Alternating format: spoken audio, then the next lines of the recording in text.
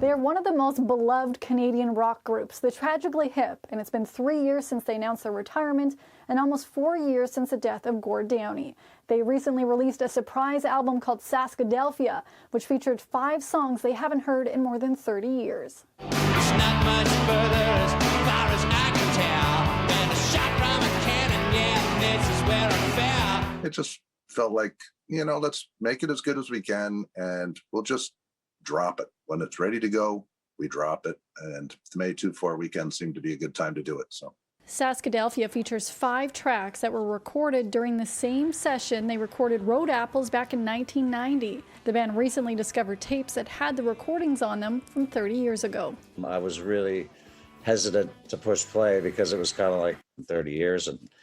But it became obvious early that this was pretty cool, pretty neat, just this band that was pretty confident and pretty on fire back in our 20s, a long time ago. I really love how you included little moments, kind of the banter or talking in the studio, which I imagine there's a lot more on the tapes.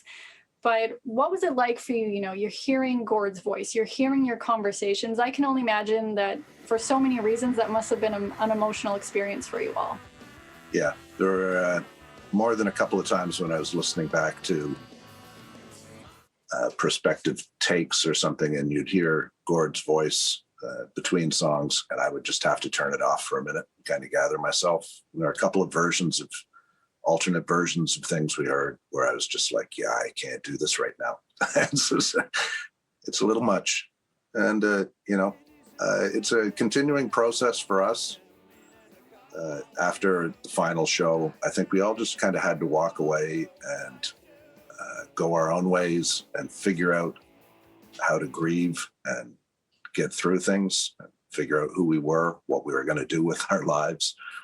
The album also features the song Montreal that was written at the same time as other tracks, but it's from a live show in 2000. The original recording has yet to be found. For City News, I'm Lindsay Dunn.